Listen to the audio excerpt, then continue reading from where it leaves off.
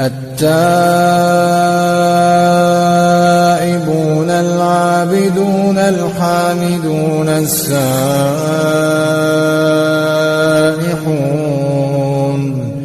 الراكعون الساجدون الآمرون بالمعروف والناهون عن المنكر والحافظون لحدود الله وبشر المؤمنين